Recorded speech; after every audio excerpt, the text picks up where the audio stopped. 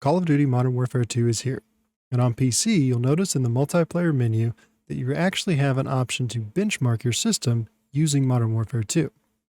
When you first click on benchmark, it'll open up this screen, which basically, if you haven't run a benchmark recently, what it'll show you is just a blank scene with the useful tips section. To get the most out of the benchmark test, close any software running in the background, update your Windows and GPU drivers to the latest version available, tweak the graphics settings based on your preference, and then experiment with the upscaling and sharpening setting solutions. Which, when it comes to the upscaling and sharpening, I did notice a significant impact to frame rate when I turned it off. I was really surprised, but I went in and turned off all of the upscaling and sharpening options, and I got lower frame rates by about 10 to 20 frames per second than when I had those options turned on with the default. So I left it at default, switched back in, and then started my test. So the test scene opens with a wide angle shot where we can kind of see a broad view of the map, and you'll notice that because more frames are being drawn, it's actually got a lower frame rate because it is harder on the system at that moment. Then when we jump in here and we're looking at things close up with a smaller field of view, we see that we're up into the triple digits now with over 120 frames per second in a lot of instances.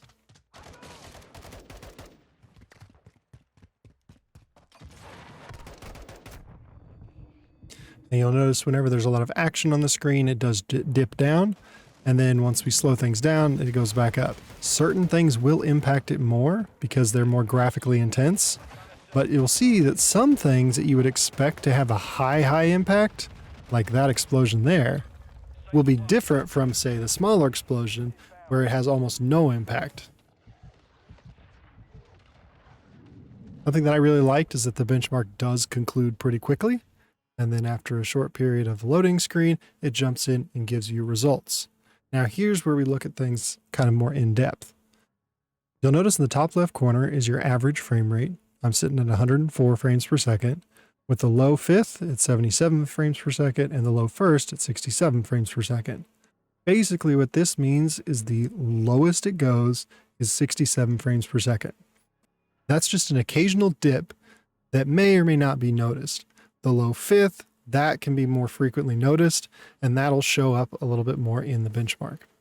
Over here on the right, you'll see my system information, which is the display adapter that I'm using, the refresh rate that I have set, the resolution of my display, the render resolution that the game has set due to some of the image scaling, the scaling and sharpening options, my CPU and the clock speed of the CPU. So if you're doing a little overclocking, you can use this to kind of test whether or not the overclocks are stable.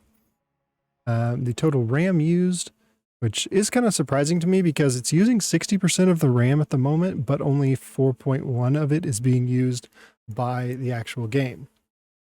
Then you look down and you'll see that I'm running a GeForce GTX 1080 Ti. Driver is 526.47, which is the most recent one as far as I'm aware. 57 degrees Celsius, what I was running at during the test. And the total VRAM that was used on my graphics card was 5.12 out of 10.86 available, which is 47%. I'm also running Windows 10 version 21H1. And another interesting thing that you'll notice is the actual game version as well, included down here kind of in the bottom right corner. The left side back here is our performance summary. That's why I left it for last here. And we're looking at an average frame rate for my CPU at 177 frames per second. My average frame rate on my GPU is 108 frames per second. Low fifth on the CPU is 143. Low first is 125. On the GPU, 77 and 71. So my bottleneck is my GPU. Typically, this is actually what you want. You want your GPU to be utilizing as much of itself as possible, because otherwise that's when you really see some major stuttering and issues. So if your bottleneck section here says CPU 90%, that means that your graphics card is not able to receive information quickly enough to render it properly for your scene. You'll see that my CPU is having no problems whatsoever processing the frames, whereas the GPU in its rendering is kind of sort of struggling.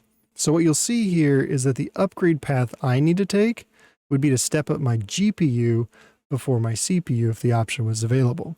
However, doing a giant leap forward to something like a 4090 in my same system would actually show me fairly similar results. Because at that point, my bottleneck would be the CPU, and the frames would not be able to process quickly enough to keep up with the graphics card's rendering. So if you're playing Modern Warfare 2 on PC, go ahead and jump into the benchmark, and then go down to the comment section, let me know your results. Also list your CPU and GPU, so that we can kind of compare and contrast everything against each other and get a little bit of a database in the comment section here that shows what systems kind of perform that ideal sweet spot for individual users. If you like this video, hit that button, and while you're down there, go ahead and get subscribed so you don't miss out on future videos. Thanks for watching. Standing by. Tag secure.